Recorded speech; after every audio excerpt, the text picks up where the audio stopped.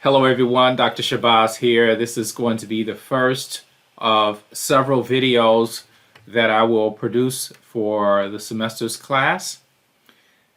And we have some new students who have registered for the class. So what you want to do is you want to download the syllabus. There is a link on Canvas that is labeled syllabus. And when you click on that, it'll take you to a message that I have. When you click on the link to the syllabus, that will always give you an updated copy. It is easier that way because I don't have to cut and paste the whole syllabus in that space that they've provided for us. So I think it's easier to do it that way. It is a PDF file, and I will keep it updated so that you can always have the latest information. Okay, so let's start talking about Chapter 1. This presentation, this is our first presentation, and it's going to be between 45 to 60 minutes. It's probably on the lower side, but we're going to get started. The first chapter is very basic. It talks about globalization. That is the main theme for a lot of courses like global business. Will have globalization in the first chapter because globalization means a lot of different things. It represents a stage of development for a company. It represents an action that I am engaging in globalization, and it is actually a concept. It is an entire concept, and people have written books about globalization. And so we're going to get started on this discussion of globalization. And if you have any questions, we'll pick this up on Thursday, and you can raise any questions or comments that you want to bring to the floor. And we might even have a chance to listen to some of the places that you'd like to go on Thursday. So first of all, we want to talk about globalization. And in the book, and again, this is the book we're going to be using, the second edition. And on page 5, it says, what is globalization? And it says here, globalization encompasses the socioeconomic reform process of eliminating trade, investment, information technology, and cultural and political barriers across countries, which could lead to increased economic growth and geopolitical integration and interdependence among nations of the world. So that is a mouthful, and it has been a controversial topic actually, because a lot of pundits will talk about globalization in a very positive sense, and that you're able to bring a lot of benefits because each nation focuses on what they do best. And if every country focuses and uses their resources to their maximum potential, they can specialize in that function, and then they can share that resource with everyone else. And if everyone does that, then the theory goes that it is better for everyone to be able to benefit from the specialties of other nations. So that's essentially what globalization is. And it says here on the slide, it can lead to increased growth, economic growth, and geopolitical integration and interdependence among nations of the world, meaning that you have a global supply chain. If someone is good at producing the best cotton because they have the climate and they have the infrastructure, then you import the best cotton that you can, and you make wonderful shirts, you make wonderful blouses, sweaters, or whatever the case may be. If someone has an abundant amount of copper, you import that high quality copper, and you make all types of electronic components because of the conductivity of copper. If someone has a specialty in cocoa and you want to make chocolate, then you import cocoa from those nations who specialize in making cocoa. So again, it creates an interdependence because those inputs become outputs of other nations. And so what the argument was for those who were against globalization, they would say, oh, well, globalization, that's just another word for Americanization or Westernization. Well, things have radically changed in the last, I would say, 20 to 30 years, even though Western nations still dominate the economic global landscape. They still dominate. But you have rising powers. You have the rise of China. You have South Korea, who has these very large companies, including Samsung, that are competing with the best of what Europe and America has to offer. In fact, one may argue that China, which is the world's leading manufacturer, has actually pulled even or maybe surpassed the United States in terms of their prowess, their economic strength. And you have a lot of Chinese investors buying American companies.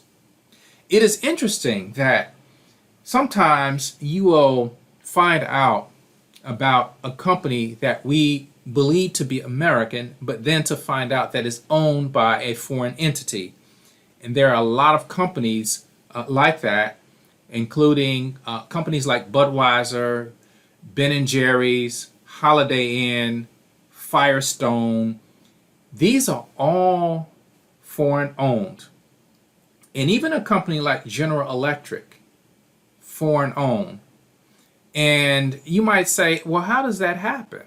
Well, sometimes these companies struggle in the global market, and you have a global investor that wants to expand that product and take it into other markets, where that company, when it was American, did not have the resources, maybe didn't have the energy to move it in that direction.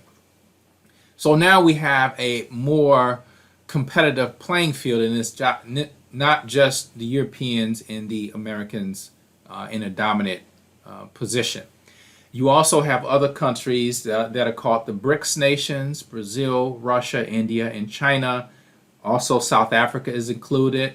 You have other nations in Southeast Asia, Singapore, Taiwan, Hong Kong, Malaysia, very emerging economies. You have the MIT countries, Mexico, Indonesia, Nigeria, and Turkey, which are also competing for their place at the table in terms of this global economy.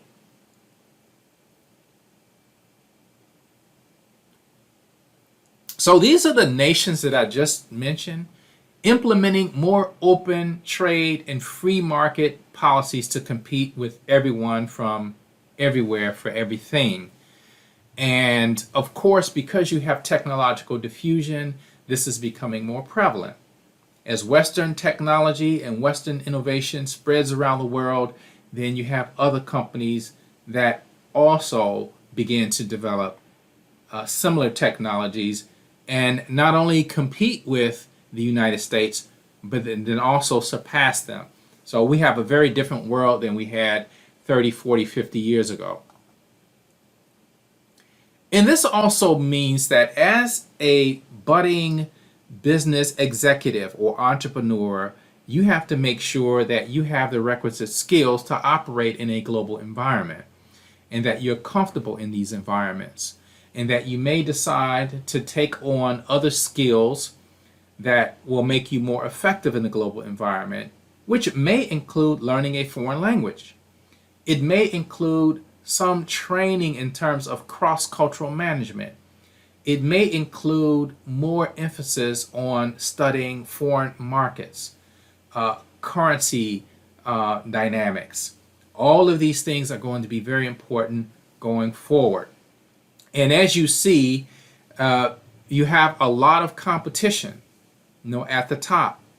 You look at this chart here, strategic competitors. You see the United States still on the top. in terms of purchasing power parity, gross national income. And China, India, Japan, and then you have the rest. Many of these are industrialized nations. So it's getting rather crowded at the top, and so we have to make sure that we are prepared for the world that is upon us. So we're moving to a multipolar world. And multipolar, multi meaning many, and polar is essentially saying that you have many different points of the world that are competing or vying for this, well, I won't say control, but are competing for economic markets around the world. And you have the United States, you have the European Union, and you have Asian countries that represent these blocks. So decoupling is defined as a global shift in which industrialized, country-dependent developing economies grow based on their own underlying economic strengths rather than those of highly developed nations or countries. And we can see that in 1950, South Korea was just coming out of a war.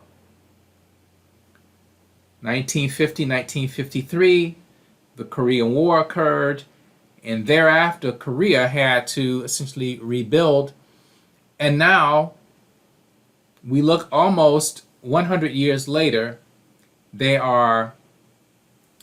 look and that within 70 years, they have become a global power. And they have essentially become a lot more than just a place for cheap labor, or in terms of the textile industry, which is what they were known for back in the 80s. Very abundant sources of cheap labor, along with the other Asian nations of Hong Kong, Taiwan. These countries are now moving to industrialization. And then you see the layout of many of these competing countries. So some of the key institutions that we want to know about are the International Monetary Fund, the IMF, the World Bank, which the formal name of the World Bank is the International Bank of Reconstruction and Development, but it's just known as the World Bank. Both the IMF and the World Bank were founded at the same conference, the Bretton Woods Conference of 1944, right before the end of the war.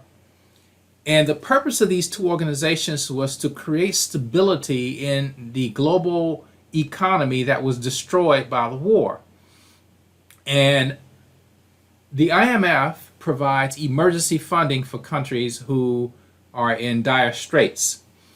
The World Bank primarily provides developmental loans for long-term projects, building a bridge, a power plant, infrastructure. These are the types of projects that the World Bank partakes in.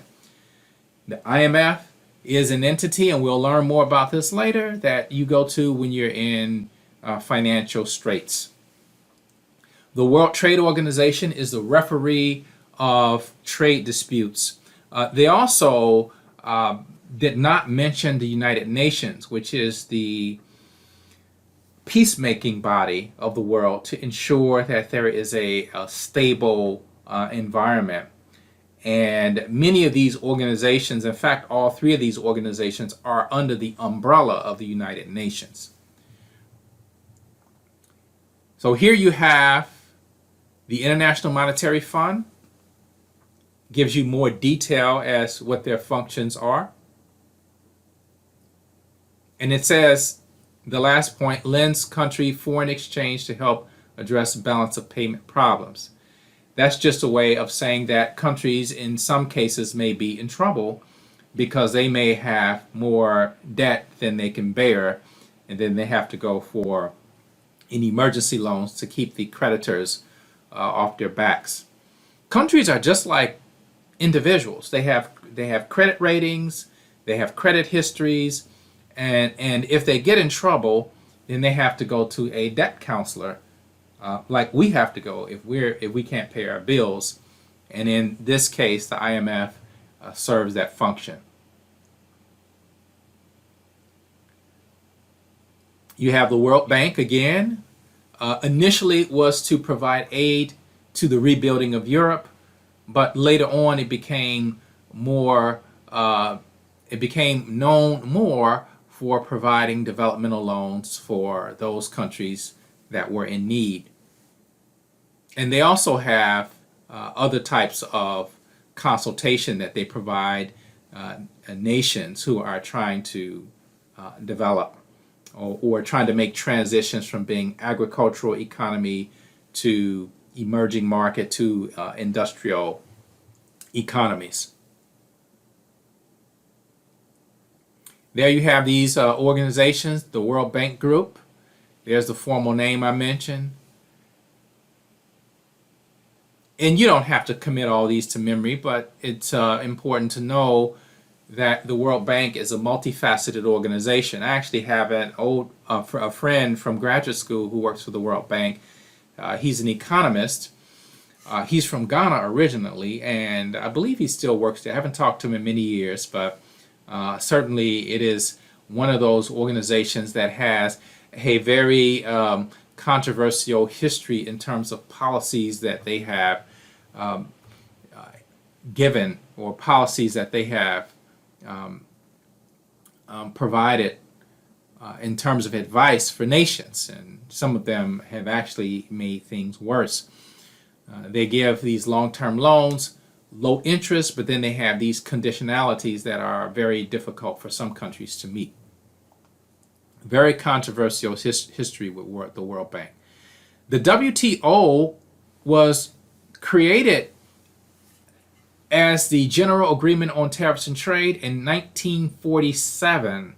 It says 48 here, but I think the charter was signed in 1947. In 1995, it became the World Trade Organization after the GATT had outlived its usefulness. And so they added other types of guidelines in there for trade, which included intellectual property.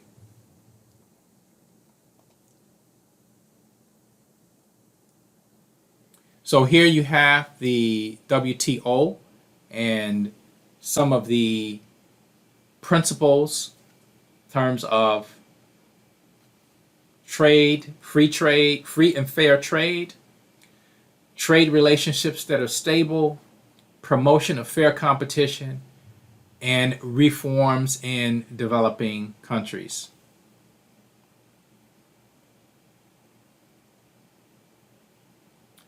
One of the big words here, when you talk about institutions, one of the things that we hear a lot about now is the idea of transparency. You hear a lot about compliance, you hear a lot about ethics. And this has become a very important issue. And not that it was not always an important issue, it's always been an important issue, but it becomes even more of a critical issue because we have an increasingly interdependent global economy. So what happens in one economy can create a cascading effect and bring the entire global economy to a crash or to a halt. We saw that in 2008 when we had the saving and loan crisis, where a lot of these banks they invested in very risky loans with mortgages, giving many potential homeowners these loans that they could not afford. And so once these foreclosures happened after the crisis, then you had many banks that were under fire because of their practices. And then they started to institute a lot of these regulations to ensure that there was transparency in terms of these financial regulations. And even prior to that, you had other regulations like the Sarbanes-Oxley Act. You have had others that ensure that there is greater transparency in terms of financial operations.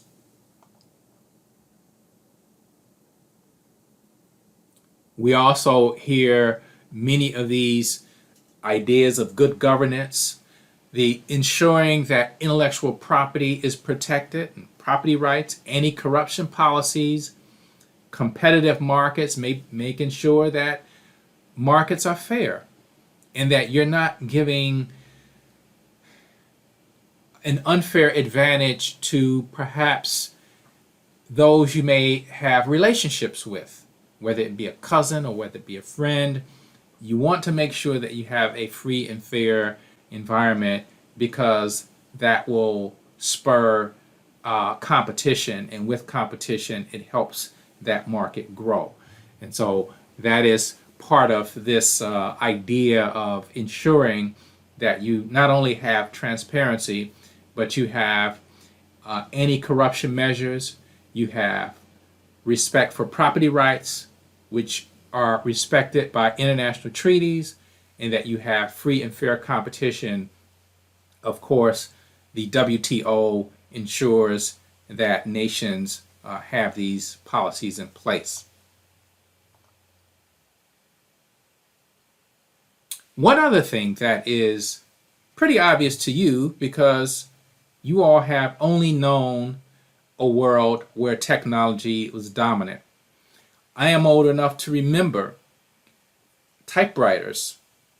I am old enough to remember when PCs were just taking off. And in fact, I was in the computer industry and I was in the thick of things. When the computer industry was taking off, I was right there and I saw companies dropping left and right. And then I saw other companies rising because they were able to figure out how information technology could be leveraged for economic growth. And so this digital generation that they're talking about, these are the digital natives that you often hear, which, and I don't want you all to think because you're digital natives that you know everything about there is to know about technology, because there's a lot more to learn. And because my degree is in computer science and I did my dissertation in e-business or internet commerce, I understand more of the technical details of technology in terms of how it actually works, and even inside of a computer and how it works and what this circuit does and all of that. So while young adults understand how to use it and the applications, there's a lot more to technology than just the applications. There is how you can deploy technology to create an economic engine. And you learn some of this through digital marketing. If you ever get a chance to take a class in digital marketing, it would help you to understand how this works. Also, the idea of how the technical aspects of web platforms, analytics. Everything is about marketing analytics now. And so these are the things that are becoming very widespread. And when we talk about the use of technology and these tools. Leapfrogging. What is this idea about leapfrogging? Well, when I was doing my dissertation, I did my dissertation on the creating strategies for the use of internet commerce to increase transnational trade in West Africa. So essentially, and dissertation topics are always long, but I'm basically saying you can use e-business as a strategy to increase trade between countries in West Africa.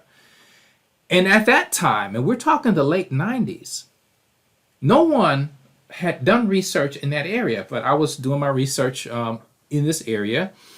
And what had happened was African nations had this urge to wire the continent. Everybody needed a phone line at that time. But then, as time went on, we had more emphasis on wireless and satellites. And so the idea to wire all of Africa made no sense. And what happened was many of these African countries, there are 54 African countries now, they leapfrog over the wire era right into the wireless era. And Africa has been one of the fastest growing markets for cell phones for a solid decade because of the fact that that has become the platform in which people communicate on the African continent. This idea of the digital divide, well, obviously technology is a lot more accessible than it was when I was doing my dissertation. And so now everyone has access to similar tools, which means that the advantages that we once had in nations like the United States, in Western Europe, and some other countries that are considered industrialized, those have deteriorated, or they have been neutralized because now everyone has access to similar tools.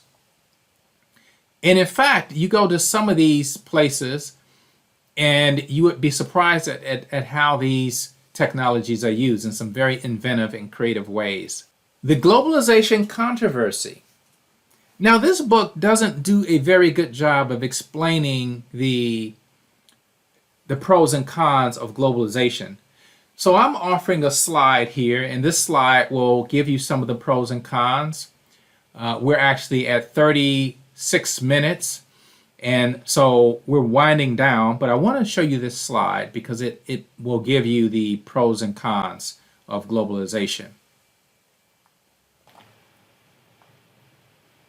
So as you can see here on this slide, arguments for and against globalization.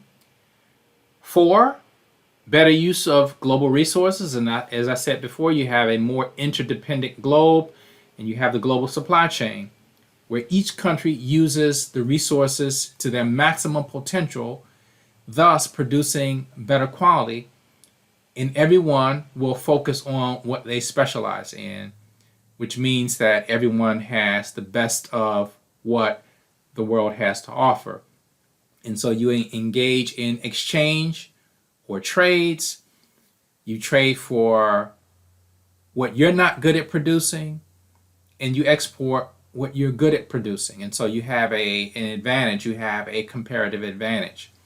You have increased trade activity amongst nations because of free trade that is regulated by the WTO. You have increased output, and thus a bigger pie to divide. Increased rates of technological diffusion. I just mentioned this thing about technology. Once you have technology that is created, that technology is then accessed through exports. When a country gets that technology, a demand is created, and then that country eventually produces it themselves or develops the capacity to produce those products themselves. And you have a wider availability of quality products. Again, because you're taking the best of the best. All the resources are coming together and you're creating quality products. What about against? Why would you be against globalization? Well, there are lots of books that talk about the problems with globalization. There are arguments on both sides. So for against, there is this fear of exploiting developing nations for their raw materials and their cheaper labor. You may have heard of sweatshops. You may have heard about child labor in many countries. And of course, that is considered unethical, but you have had that problem in the past. And because of the fact that you have nations that don't have the type of leverage against these very powerful nations. Some argue that there are increasing inequities between the rich and powerful developed nations, and the less prosperous developing nations. And we're talking about countries in Latin America, the Caribbean, Africa, parts of Asia, and even parts of Eastern Europe is considered these developing nations, and also the Middle East. Developed nations, we're talking about Western Europe. You can throw in Australia, North America, which includes Canada, Japan, and now China you have as considered developed nations. Unequal terms of trade. Many developing nations subsist on agricultural exports, which means that if I am exporting cocoa or cotton or coffee or copper, I have to produce a lot of these exports if I want to import industrial goods like tractors or generators or industrial equipment for construction. You trading cocoa for, say, a tractor, you have to produce a lot of cocoa. And not only that, cocoa may fluctuate depending on what type of season you have. So you have these inequities in terms of how trade is conducted between nations. Also, destruction of domestic markets in developing nations because you have rich nations coming in and also destroying smaller local companies. We'll actually see a video on this in India, where there are those protesting against multinational corporations coming in and destroying local businesses. You also have the dominance of multinational corporations over the governments. Sometimes the governments really want these multinational corporations because they think that that's investment, that is more jobs, that is more in terms of the inflows of capital that's going to come into this nation. And so these are some of the arguments, and there are people who are very vocal on both sides of this argument. But I would believe that certainly there are benefits for globalization, but with caution because of some of the arguments that are posed by those who are against.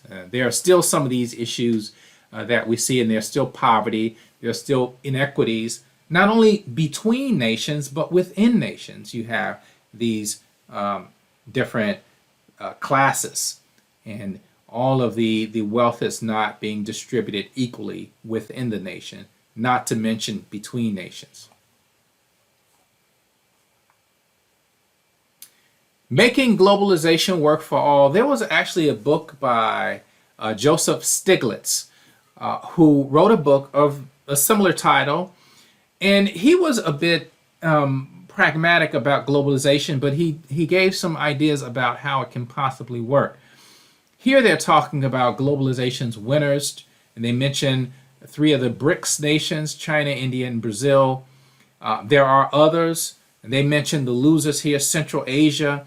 We're talking about Pakistan, Afghanistan, Tajikistan, Kyrgyzstan. These are all the stans in Central Asia. Much of Africa, they probably would omit South Africa, some of the Saharan countries like Egypt, maybe Botswana, Namibia would be those countries that they would look at as being potential emerging markets. Nigeria, which is one of the mint countries, and you may have a smaller country like Rwanda, which is doing very well. North Korea, well, when you're sanctioned by the entire globe, then that would probably have a lot to do with your situation.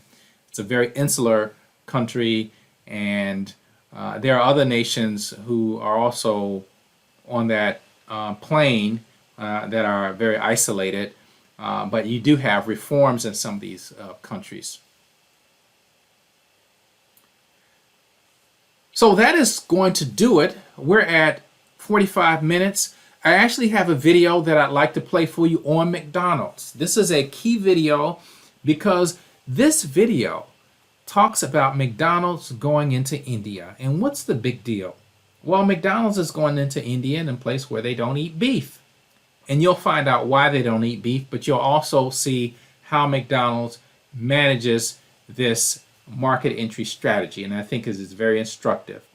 So on Thursday, we'll actually go over the Cheeseless Cheetos article and make sure that you're making plans to get the textbook, Introduction to Global Business by Gaspar. There are 5 authors. I just say Gaspar and all, but you have Areola Rizza, Behrman, Heiss, Kalari, and Smith. So you actually have 6 authors on this textbook. So make sure you make the investment. It's an investment in yourself, and you won't regret it. And you want to just make sure that you have all the resources so that you can get the type of grade that that you want.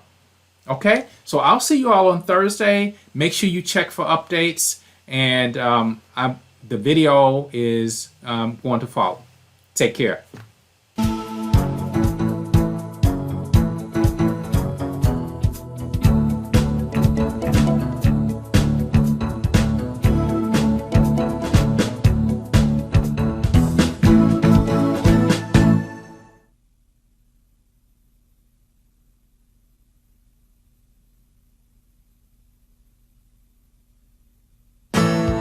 The year was 1954.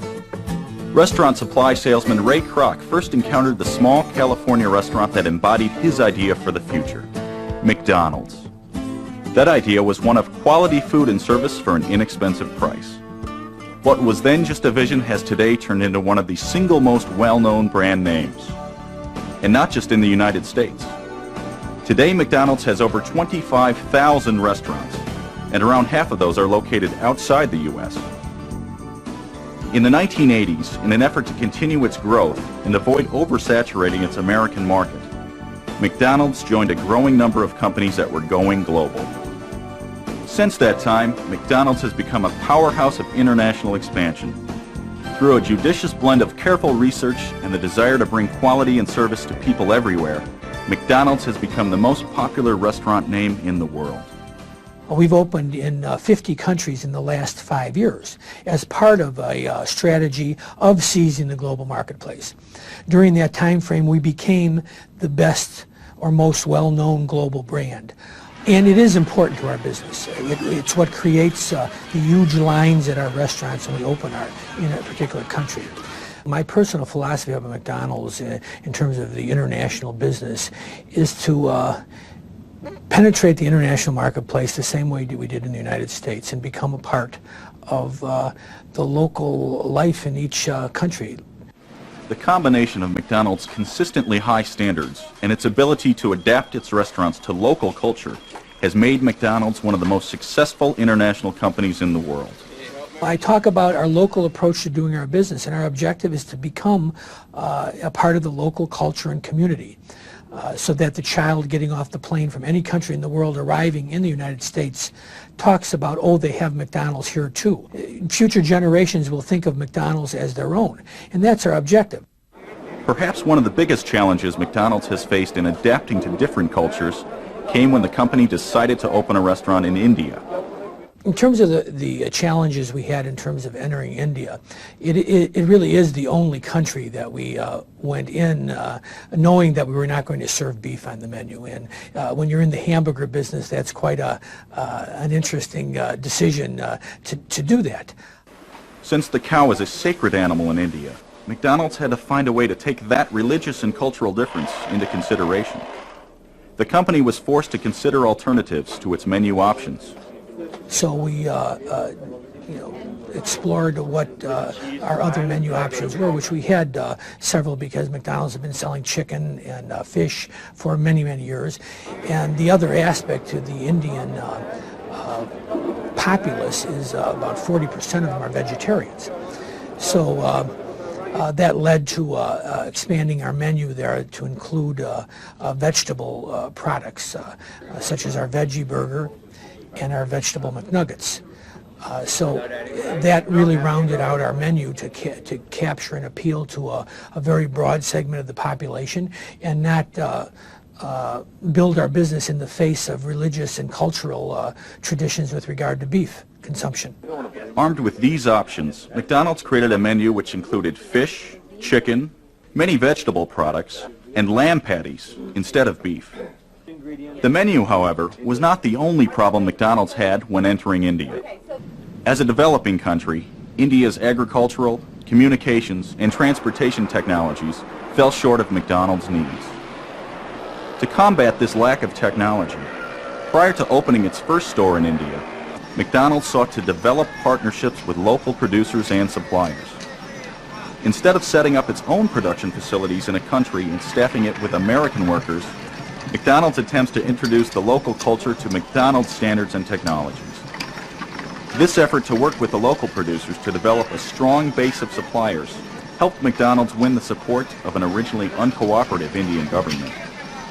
This blend of local flavor and powerful business strategy helps McDonald's in many ways. First of all, by building strong ties with local farmers and suppliers, McDonald's is able to quickly gain national support. McDonald's works to increase the quality of local production. In India, they have improved the farmers' harvesting and irrigation technologies. Along with the improvement of quality, McDonald's training of local farmers boosts local economy. Farmers are able to sell their products not only to McDonald's, but also to other consumers, even exporting their products throughout the world. Secondly, the joint ventures allow McDonald's to keep production as local as possible, which lets them bypass any problems that might arise by importing products. McDonald's is able to deal in local currency without the fears of protectionist pressures and tariffs. Furthermore, the company is able to save money on transportation costs. One of the underpinnings of our financial philosophy of growing our business on a global basis has been our philosophy of trying to be as much a local business as we can. So we generally look for local franchisees, local partners. We staff our companies with local people in terms of advertising, marketing, real estate people, then operations people. And we, to the extent we can, develop an infrastructure of local suppliers within that country. Along with imparting agricultural training, McDonald's trains its store employees in the keywords of its philosophy: quality, service, cleanliness, and value. This training is the core of McDonald's commitment to quality and gives customers a consistent McDonald's experience anywhere in the world. And it is a continual process. The training goes on, it's very rigorous, it's very detailed, it's very specific, and everybody understands the culture and what we're trying to do in terms of giving the customer the McDonald's experience. And while you might get a different definition of what that experience is around the world, it won't vary too far from a fun food experience. While many of McDonald's philosophical underpinnings have remained the same since 1954, technology has provided the company with many opportunities to improve its methods of production and communication. McDonald's has capitalized on new technologies to increase their quality and efficiency. Some of the specific examples would deal with our communications, in particular satellite communications for our communicating with our restaurants, internet technology in terms of restaurant communications, as well as certainly in our financial systems, managing cash, accounting, record keeping, that type of thing. And then, of course, utilization of hardware and computer, being able to process transactions for one country in computers that are based in other countries over phone lines and those types of things. All this new technology is really causing us to, and really creating opportunities for us to improve our business and the experience for the customer. By working with each individual country to create a strong business infrastructure, McDonald's has been able to develop a truly effective global network of producers and suppliers. We like to develop our suppliers who make the products that are sold to us to fabricate the Big Mac and the French fries. We like it to be local to the extent we can source it locally, but that's not possible. And sometimes it doesn't create the best opportunity from a cost-saving standpoint.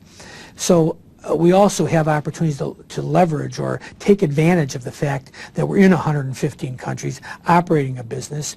We have huge volume, huge amount of meat needs, huge amount of potato needs, huge amount of flour needs, all these products that go into our the Big Mac, and leveraging where we get those from so that we have the lowest costs. Take, for example, the Big Mac recipe. 2 all-beef patties, special sauce, lettuce, cheese, pickles, onions on a sesame seed bun. In Saudi Arabia, the recipe is actually 2 all-beef patties from Spain, special sauce from the U.S., lettuce from Holland, cheese from New Zealand, pickles from the United States, onions from Mexico, along with sesame seeds, which go on top of the bun made from Saudi wheat, Brazilian sugar and oil, and packaging from Germany. Since they can use the most cost-effective supplier from a global network, McDonald's can pass that value to their customers by providing the highest quality product for the lowest possible cost. Since 1954, McDonald's has grown from one man's vision and a solid commitment to service and quality into one of the most well-known brand names in the world. The company has restaurants in 115 countries, and together these countries make up over 95% of the world's purchasing power. Through a strong global network of suppliers, producers, management, and restaurants, McDonald's has worked to improve the quality of food and service throughout the world. The sun never sets on McDonald's food service empire, and there is no end in sight. I'm always asked the question about how you decide to be a global company initially. And I think that's a pretty simple answer in terms of our business, and that's we feed people. And most of the people on the earth live outside the United States, so it isn't a really difficult conclusion to reach that in terms of potential feeding people. That opportunity lies mostly outside the United States. Today, just with our 25,000 restaurants, there are, I think it's 18 billion meal opportunities a day. That's each person on the earth eating 3 meals a day. We only provide 40 million of those. So it's less than 1/2 of 1%. So we have a huge opportunity to build our business.